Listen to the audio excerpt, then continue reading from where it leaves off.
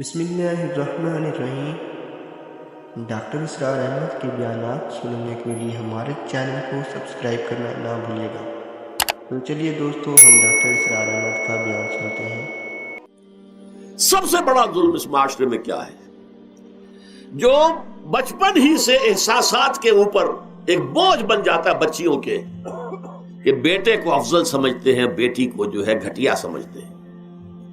اس قدر ناانصافی، اس قدر ناانصافی۔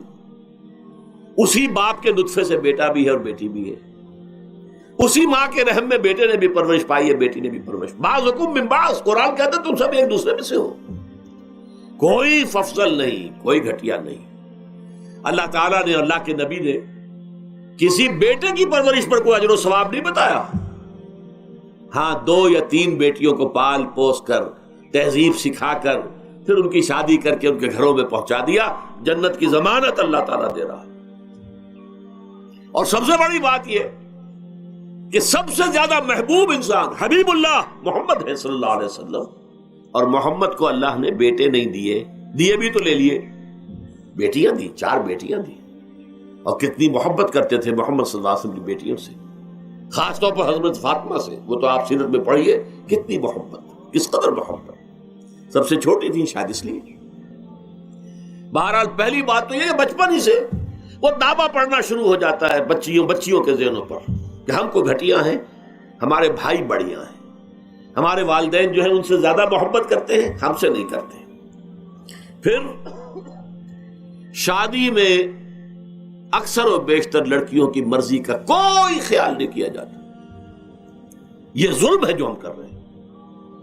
لڑکی کی مرضی کے بغیر، اس کے اذن کے بغیر، اس کی اجازت کے بغیر کوئی شادی نہیں ہو سکتی۔ زبردستی وہ بھیڑ بکریاں نہیں ہے کہ جس کے ہاتھ چاہا آپ نے بیچ دیا، معاذ اللہ ثم معاذ اللہ ثم معاذ اللہ۔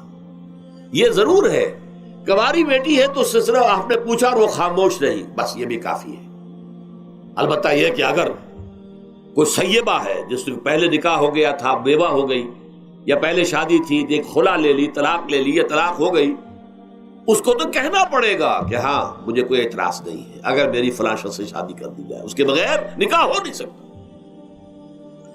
پھر ان سب کے اوپر سب سے بڑا ظلم، یہ تو اللہ تعالیٰ آپ کو توفیق دے تو دوسرا رکوع سورہ نساء کا پڑھیں، کتنی تاکید کے ساتھ احکام آئے ہیں وراثت کے۔ وراثت مما قل منہ او کثر، چاہے زیادہ مال کسی نے چھوڑا ہو چاہے تھوڑا سا چھوڑا ہو، لیکن وراثت کے احکام جو ہے ان کو نافذ کرنا ہوگا۔ نصیبا مفروضا، یہ اللہ کی طرف سے حصے ہیں جو مقرر کر دیے گئے ہیں۔ لیکن ہمارے معاشرے میں کون ہے جو بیٹیوں کو دینے کو تیار ہو اور بہنوں کو دینے کو تیار ہو؟ مجھے تو حیرت ہوئی تھی، مالا کنڈ میں آپ کو معلوم ہوگا ایک دفعہ بڑی تحریک چلی تھی شریعت کے نفاذ کی۔ مولوی صوفی محمد صاحب بڑے نیک آدمی ہیں، بہت، اس میں کوئی شک نہیں۔ 80,000 کا مجمع لے کر، جلوس لے کر وہ چل پڑے تھے اسلام آباد کی طرف۔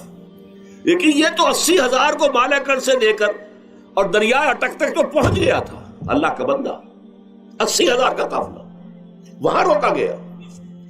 لیکن ان سے بھی جب میں نے جا کر بات کی کہ مولانا شریعت آپ نافذ کروانا چاہتے ہیں، لیکن کیا آپ بچیوں کو بھی وراثت کا حق دینے کو تیار ہیں؟ کیا نہیں، یہ تو رواج کا معاملہ ہے۔ میں نے کہا لا حول ولا قوت الا باللہ، اگر یہ رواج کا معاملہ ہے تو باقی چیزیں بھی رواج کی ہیں، پھر شریعت بدل چکی ہے، اب شریعت کا رواج نہیں رہا، ساری شریعت چھوڑ دیجیے آپ۔ لیکن ان کی نیکی کی بات ہے یہ کہ پہلے توجہ کبھی ان کی ادھر نہیں ہوئی، لیکن میری یہ بات جو ہے ان کو لگ گئی، ان کے دل کو۔ اگلی مرتبہ جب ان سے ملنے گیا تو انہوں نے کہا کہ اب میں نے بیعت لینی شروع کی ہے لوگوں سے کہ وہ اپنی بیٹیوں کو بھی حق دیں گے، وراثت کے اندر تقسیم کر کے دیں گے حصہ۔ لیکن یہ کہ اس وقت تک انہوں نے کہا تھا، ابھی کل 28 آدمیوں نے بیعت کی ہے۔ وہ 80,000 سے بیعت یہ لینی آسان کام نہیں ہے۔ 80,000 کو جوش دلا کر شریعت کے نام پر لا کر ٹکرا دینا یہ آسان کام ہے، لیکن 80,000 سے یہ بیعت لینا کہ پورے شریعت پر عمل کریں گے، یہ بہت مشکل ہے۔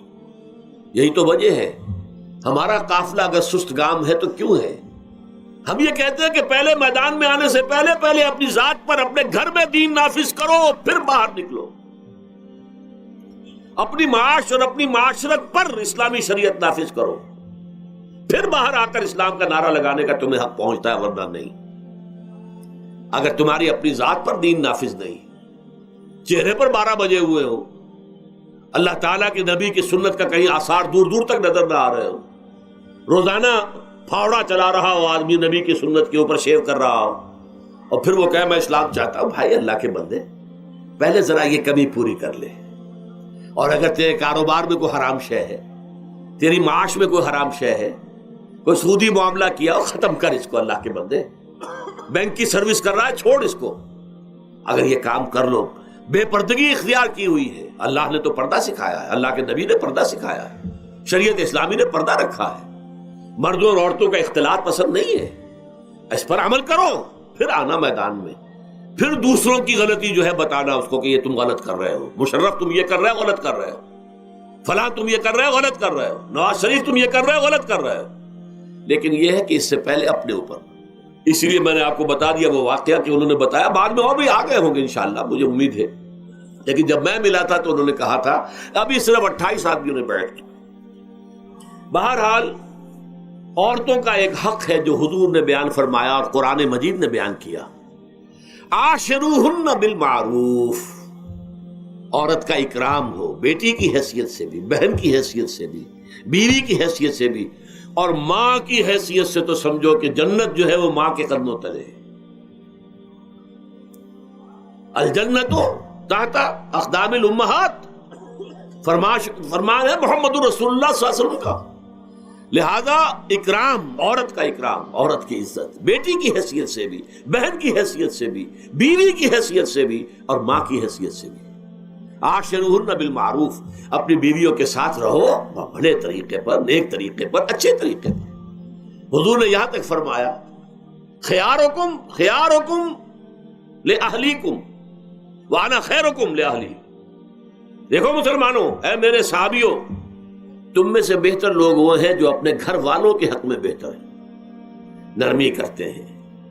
عورت کے بارے میں یہ بھی فرمایا، ایک مرتبہ سواری تیز دوڑا رہے تھے جو بھی اونٹ کو لے کے جانے والے تھے، جبکہ ہودج میں کچھ خواتین سوار تھیں۔ حضور نے فرمایا دیکھو نا، یہ نگینے ہیں جو سوار ہیں، ان کو زیادہ دھکے نہ لگواؤ تیز تیز اونٹ چلا کر، ان کے ساتھ نرمی ہو، ان کے ساتھ نیکی کی جائے، ان کے احساسات کا خیال رکھا جائے، ان کے ساتھ زیادتی نہ ہو، مار پیٹ کا کیا سوال، معاذ اللہ ثم معاذ اللہ۔ ان کے ساتھ جو ہے عاشروہن بالمعروف، بھلے طریقے پر گزارا کرو۔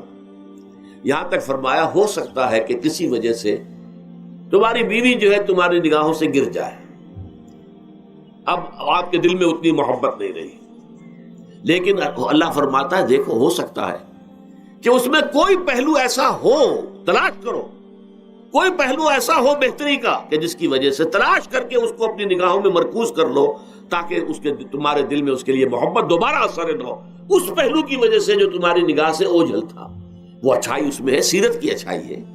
صورت بہت اچھی نہیں ہے، اللہ نے سیرت اچھی دے دی ہے، جو کچھ دیا، جو اچھائی ہے، جو بھلائی ہے، اس کو تلاش کرو اور نگاہ کو وہاں پر جماؤ تاکہ تم ان کے ساتھ اچھا سلوک کر سکو۔